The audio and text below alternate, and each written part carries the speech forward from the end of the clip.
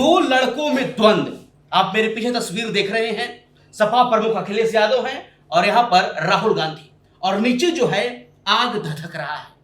दोनों के मन में आग धधक रहा है। लोकसभा चुनाव में दोनों हाथ उठा उठाकर अपनी मजबूती दिखाते थे। दोनों चुनावी रैलियों में कहते थे कि एकजुटता के साथ हम मोदी सरकार के खिलाफ हैं। संसद में भी आप लोगों ने देखा, लोकसभा में भी अखिलेश और राहुल एक साथ एनडीए का सामना कर रहे थे। लेकिन अब क्या हुआ? अखिलेश और राहुल के रिश्तों में अब क्या हुआ कि दोनों एक दूसरे से अलग हो गए। इन दोनों के रिश्ते के बीच में कौन आ गया है जिसकी वजह से दोनों के बीच में तनाव पैदा हो गया है? हम अंदर की खबर जानेंगे। हमारे साथ हमारे प्रधान संपादक सुनील राउत जी हैं। सर, दोनों के बीच में आखिर क्या हुआ? अखिलेश अब राहुल को अल्टीमेटम दे रहे हैं, आखिर क्या वजह है? नहीं, बिल्कुल नीतीश, देखिए, अगर हम कुछ दिनों के पिछले दिनों को रिवाइंड करके देखें, अगर हम लोकसभा चुनाव के पहले जाएं तो देश ने ऐसी तस्वीरें देखी है कि अखिलेश यादव और राहुल गांधी, उत्तर प्रदेश के दो लड़के फिर से एक बार एक साथ आए थे। और दो लड़के रैलियों में जब जाते तो खूब भीड़ उमड़ती थी। सोशल मीडिया पर हमने ऐसी तमाम तस्वीरें देखी। उसके बाद एक अप्रत्याशित सफलता मिली इंडिया गठबंधन को, और इस इंडिया गठबंधन की सफलता के पीछे इन दो चेहरों को ही प्रमुखता से देखा गया कि वो जो इंडिया गठबंधन की सफलता है उसमें अखिलेश और राहुल का बड़ा योगदान है, क्योंकि इन्होंने जमीन पर माहौल बनाया और इनको भविष्य का चेहरे के तौर पर देखा जाने लगा। जब लोकसभा में इनकी एंट्री होती थी उस वक्त की तस्वीरें हम देख सकते हैं, और किस तरह से ये दो लड़कों को ऐसा प्रेजेंट किया गया। कांग्रेस पार्टी की ओर से भी अखिलेश को उतना ही प्रमोट किया गया और समाजवादी पार्टी की ओर से भी राहुल गांधी को उसी तरह से दिखाया गया कि ये जो दो लड़के हैं ये बदलने के लिए आए। प्रधानमंत्री का चेहरा तक राहुल गांधी को बताया गया। लेकिन अभी अगर कुछ दिनों की घटनाओं को अगर जिक्र करें, हम देखें खासतौर पर महाराष्ट्र में, तो अखिलेश यादव, महाराष्ट्र हो या उत्तर प्रदेश, अखिलेश यादव राहुल गांधी को आंखें दिखा रहे हैं, और न सिर्फ आंखें दिखा रहे हैं बल्कि लाल लाल वाली आंखें दिखा रहे हैं। और तो लोगों के मन में यह सवाल है कि ऐसा क्या हुआ जो दो लड़के उत्तर प्रदेश में हाथ उठा उठाकर एनडीए को परास्त करने की, मोदी को सत्ता से हटाने की बात करते थे, वो अब एक दूसरे के खिलाफ मैदान जंग में कूद पड़े हैं। बात यहां तक पहुंच गई है कि अखिलेश यादव महाराष्ट्र में कहते हैं कि अगर 25 सीटें नहीं मिली, 24 घंटे का अल्टीमेटम है, तो हम हरियाणा बना देंगे। तो ये बात कहां तक पहुंची है, दर्शकों के मन में सवाल होगा, और उसी सवाल का जवाब आज हम 10-15 मिनट में खोजने की कोशिश करेंगे, और एक पीछे की बात, एक पीछे की रणनीति दर्शकों को समझाने की कोशिश करेंगे कि आखिर अखिलेश इस मुहाने तक कैसे पहुंच गए कि उनके मन में जो ये आग दिखा रहे हैं आप नीचे, जो आग धधक रही है, और वो आग राहुल के खिलाफ है। सर, हर विवाद के पीछे जर, जोरू और जमीन का मामला होता है, तो क्या इन दोनों के पीछे भी कोई ऐसा मामला है? नहीं, देखिए, ये तो जोरू वाले आदमी है पहले से, इनकी जोरू है नहीं, तो जोरू वाला मामला नहीं है। लेकिन जर, जोरू, जमीन, इन तीनों चीजों का अगर हम देखें नीतीश, तो इन तीनों का केंद्र सत्ता है, सियासी जमीन, सत्ता और सियासी जमीन आप कह सकते हैं।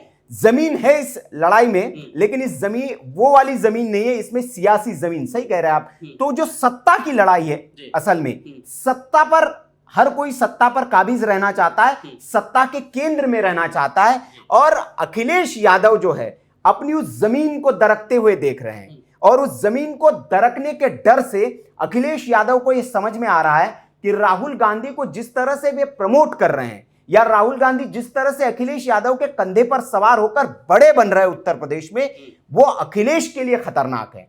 क्योंकि राहुल का कद बढ़ेगा उत्तर प्रदेश में तो कद अखिलेश का घटेगा, और ये अखिलेश के बातें समझ में आ गई है, और इसीलिए आप रणनीतिक तौर पर आपको समझना पड़ेगा। लोकसभा चुनाव के दौर में अगर हम जाएं, लोकसभा चुनाव को की तस्वीरों को अगर हम देखें, तो उत्तर प्रदेश में जो सीटों का बंटवारा हुआ था, सीटों के बंटवारे से लेकर सीटें तय करने तक में समाजवादी पार्टी और अखिलेश यादव की अहम भूमिका थी। चाहे बनारस की सीट पर प्रत्याशी लड़ाने का मामला हो, या फिर आपकी अयोध्या की सीट पर प्रत्याशी लड़ाने का मामला हो, या कांग्रेस की भी जितनी सीटें थी उन सीटों पर प्रत्याशियों के चयन का मामला हो, अखिलेश यादव ने अहम भूमिका निभाई थी। और अखिलेश यादव ने बिना कांग्रेस से पूछे लोकसभा चुनाव में भी। अभी लोग ये कह सकते हैं कि भाई उत्तर प्रदेश के उपचुनाव में अखिलेश यादव ने 9 जो सीटें हैं उस पर पहले ही अपने उम्मीदवारों का ऐलान कर दिया, कांग्रेस को इंटरटेन तक नहीं किया, कांग्रेस को पूछा तक नहीं। तो ये रणनीति अखिलेश की अभी की नहीं है, ये रणनीति अखिलेश की लोकसभा चुनाव से ही है। वो हमेशा ये दिखाना चाहते हैं कि उत्तर प्रदेश में उनका सिक्का चलता है और वो उनके हिसाब से आपको चलना पड़ेगा। लेकिन सब सवाल ये उठता है सर, बहुत सारे दर्शक हमारे सवाल कमेंट के माध्यम से पूछते भी हैं हाँ। कि राहुल गांधी को लोकसभा चुनाव में तो बाकी दल साथ देते हैं, हाँ। संसद में भी एकजुटता के साथ मोदी सरकार के खिलाफ एक आवाज में हाँ। सवाल उठाते हैं, लेकिन क्षेत्रीय चुनाव में आखिर ऐसा क्या होता है कि राहुल को सभी क्षेत्रीय दल आंख दिखाना शुरू कर देते हैं? बिल्कुल, उस पर आऊंगा मैं और उसका उत्तर भी दूंगा, लेकिन पहले ये जो लड़कों में द्वंद्व जो है ये क्यों छिड़ा, इसके पीछे की रणनीति थोड़ा सा हम दर्शकों को समझा दे, मैं उस पर आऊंगा। अब उत्तर प्रदेश के चुनाव की मैं बात कर रहा था नीतीश, 17 सीटें 80 में से महज 17 सीटें कांग्रेस पार्टी को अखिलेश यादव ने दी वहां, और 17 सीटों पर कांग्रेस ने चुनाव लड़ा था। 6 सीटें पहली बार ऐसा हुआ कि मतलब बहुत दिनों में जो सूखी जमीन पड़ी हुई थी उत्तर प्रदेश में कांग्रेस की, उसमें एक 6 सीटों की एक बहार आई कांग्रेस पार्टी के लिए, और 6 सीटें उन्होंने जीतकर 6 सांसद जो है वो उत्तर प्रदेश से लोकसभा में पहुंचे। जहां 2014 में 0 का आंकड़ा था, जहां 0 मतलब 1 सीट पहुंची थी सोनिया गांधी, फिर राहुल गांधी तक 2019 के चुनाव में आते आते, 2014 में राहुल सोनिया थे, 19 के चुनाव में आते आते तो राहुल गांधी भी उत्तर प्रदेश से हार गए थे। तो इस हालत में कांग्रेस को वहां पहुंचा दिया गया था 2 चुनाव में। तो उन चुनाव के बाद कांग्रेस को एक बहार जैसी आई 6 सीटों पर, लेकिन इन 6 सीटों की रणनीति भी उसके पीछे ये माना गया कि जो वोट मिला है कांग्रेस पार्टी को, जो 6 सांसद जीते हैं, ऐसे ऐसे सांसद जीते जिनकी बहुत ज्यादा हम ये कह सकते उत्तर प्रदेश में बहुत ज्यादा चर्चित नहीं थे, जिनका उतना जनाधार जमीन पर नहीं था। वो भी सांसद अखिलेश लहर, इसको आप कह सकते हैं, जो समाजवादी पार्टी कहती है कि अखिलेश लहर में ये सांसद जो है जीत गए। अब जो वोट बैंक जो हासिल किया कांग्रेस पार्टी ने, जो वोट जो मिले, वो वोट किसके मिले?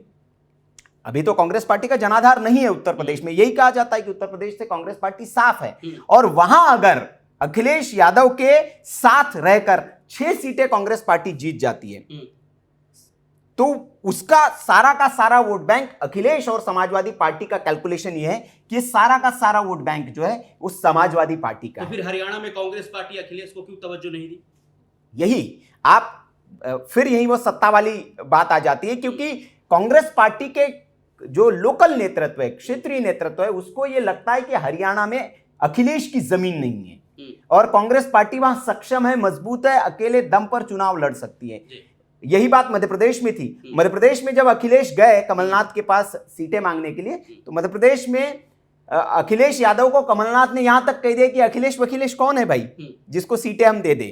तो वहां से ये लड़ाई शुरू हुई थी। वहां से अखिलेश के मन में एक वो जिसको हम कह सकते टीस भी होगी कि कांग्रेस पार्टी ने उनके साथ कैसे बर्ताव किया। उसके बाद लोकसभा में बड़े मन से अखिलेश यादव ने राहुल गांधी को साथ लिया, एक सफलता भी मिली, आशातीत जो सफलता थी, आशातीत से अप्रत्याशित सफलता मिली। जितनी आशातीत थी तो उससे कई ज्यादा सफलता इन दोनों दलों को मिली। लेकिन जब उसके बाद हरियाणा का चुनाव आया और जब अखिलेश यादव ने फिर हरियाणा के लिए कुछ सीटों की डिमांड की, तो फिर हुड्डा साहब वहां मुकर गए और उन्होंने कहा कि इनका कोई जनाधार नहीं है। तो उसी के बरक्स फिर अखिलेश यादव को समझ में आ गया कि हम अपनी जमीन कांग्रेस को दे रहे हैं, और अगर राहुल गांधी बड़े होते हैं चाहे देश में, उत्तर प्रदेश में, अभी तो बात उत्तर प्रदेश की हम करें, तो अखिलेश यादव को समझ में आ गया कि अगर उत्तर प्रदेश में राहुल बड़े होंगे तो वो मुझे छोटा करके ही बड़े हो सकते हैं, या ये कह सकते हैं ना कि लाश पर कदम रखकर बड़ा बनता है आदमी। तो अखिलेश के वोट बैंक को रौंद कर ही वो अपना वोट बैंक जो है वो हासिल कर सकते हैं। ये समझ में अखिलेश के शायद आ चुका है, और इसीलिए अखिलेश की स्ट्रेटेजी अभी आप देखेंगे जो दांव चल रहे हैं, पहला दांव उन्होंने लोकसभा के माफ करिएगा विधानसभा के जो उपचुनाव है उत्तर प्रदेश के उसमें चल दिया है, और उन्होंने बिना कांग्रेस से पूछे, बिना कांग्रेस के राय आम सहमति बनाए 7 सीटों पर पहले अपने उम्मीदवारों का ऐलान कर दिया, फिर बाद में 2 सीटों पर भी ऐलान कर दिया, और कहा कि समाजवादी पार्टी के सिंबल पर पूरा इंडिया गठबंधन चुनाव लड़ेगा। एक कांग्रेस की नेत्री है, दलित नेत्री, उसको भी समाजवादी पार्टी के सिंबल पर चुनाव लड़ाया जा रहा है। और बाकी कांग्रेस को कहा जा रहा है कि कोई नहीं, साइकिल पर के सिंबल पर चुनाव लड़िए, मिलकर चुनाव लड़ेंगे। तो अखिलेश जो है अपना दबदबा खोना नहीं चाहते। ये जो डिसीजन है, इस डिसीजन के बाद कांग्रेस पार्टी की बड़ी छीछालेदर पार्टी में हो रही है। पार्टी के नेता जो है, कांग्रेस पार्टी के बड़े बड़े नेता अंदरूनी तौर पर, चूंकि आला कमान का डिसीजन है, इस पर सार्वजनिक तौर पर सवाल नहीं उठा सकते, लेकिन अंदरूनी जो वहां कांग्रेस सूत्रों से हमारी बातचीत हो रही है, कांग्रेस के जो नेता है वहां के उत्तर प्रदेश में, उनसे हमारी बातचीत हो रही है, दबी जुबान में वो आला कमान को इस फैसले के लिए बहुत कोस रहे हैं। कह रहे कि नतमस्तक होने जैसा है अखिलेश यादव के सामने, और आपको अपनी जमीन देने जैसा है। आपको एक डिसीजन लेकर अखिलेश यादव के खिलाफ उम्मीदवारों को उतारना चाहिए था, लेकिन अखिलेश यादव ने इतनी रणनीतिक सूझबूझ से फैसला कर दिया कि कांग्रेस को यह बताने की कोशिश कर दी है कि इन सीटों पर जो है आप समाजवादी पार्टी के तले चुनाव लड़ेंगे। तो 7 सीटों पर यह हो गया। अब कांग्रेस को फंसा दिया इस दांव में अखिलेश यादव ने, क्योंकि अभी राहुल गांधी भी ये जानते हैं कि उत्तर प्रदेश में अगर कांग्रेस को अपनी जमीन मजबूत करनी है तो अखिलेश के कंधे की जरूरत है, और उसके सहारे ही कांग्रेस पार्टी अपने जनाधार को वहां मजबूत कर सकती है। तो इसलिए कांग्रेस पार्टी भी बैकफुट पर आ गई, उन्होंने बैक कदम ले लिए और पीछे हो गए। तो ये अब महाराष्ट्र पर हम आते हैं। पहला दाव उन्होंने उत्तर प्रदेश में चला और अगला दाव उन्होंने पासा महाराष्ट्र में फेंक दिया। महाराष्ट्र में जाते ही उन्होंने कहा कि 12 सीटें हमको चाहिए, 12 सीटें अगर नहीं देंगे तो हम अकेले चुनाव लड़ेंगे।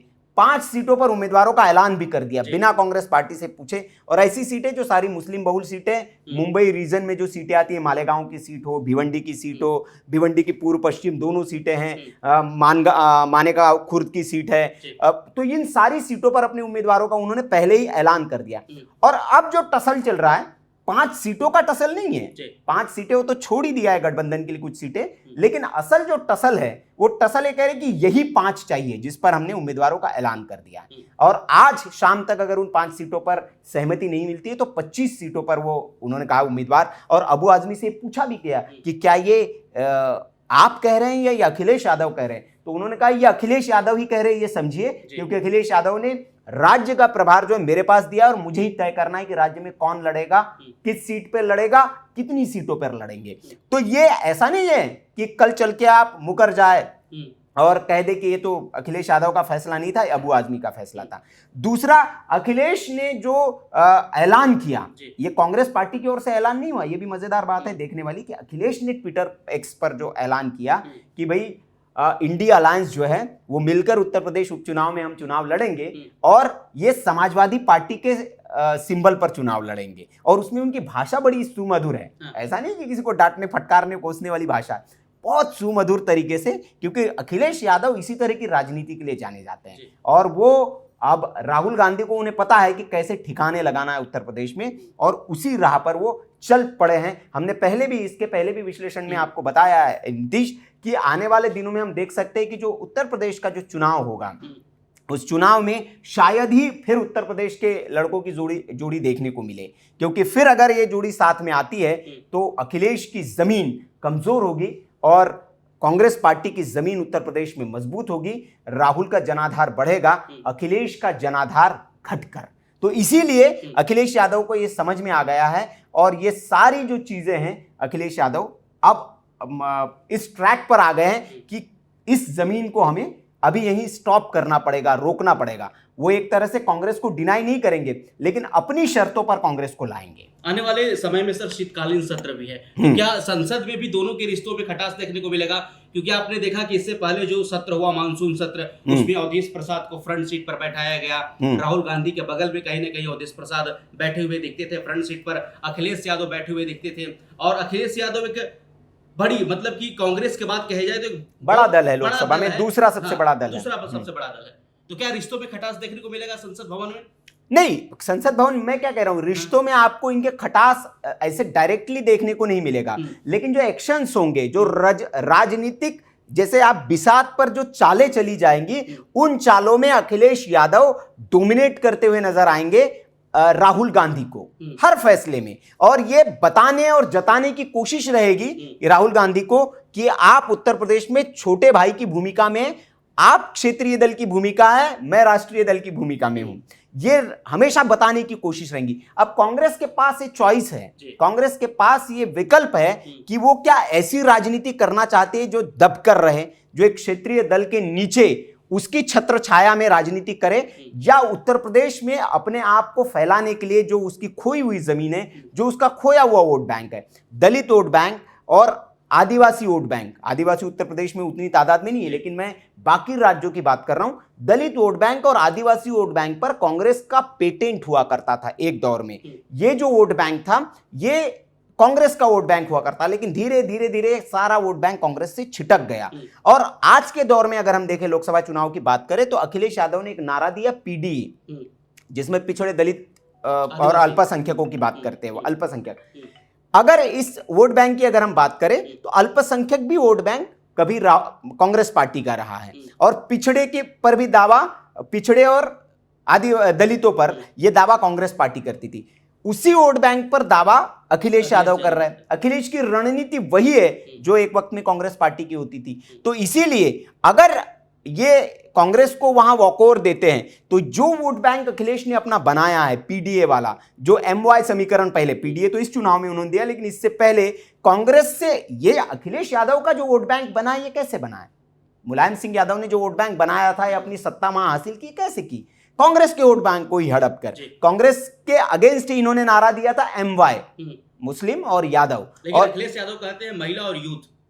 यस, वो तो कहने की बात है, लेकिन जब आप स्ट्रेटेजिकली रणनीतिक कागज पर आते हैं तो आप उम्मीदवार जब उतारते हैं तो सारी आबादी का गणित, जातिगत गणित देखकर आप उम्मीदवार उतारते हैं। तो ये तो महिला और यूथ कह सकते हैं आप, जैसे प्रधानमंत्री नरेंद्र मोदी भी कहते हैं कि मेरे लिए तो इस देश में जो जाति है वो महिला, किसान, जवान, ये जाति है।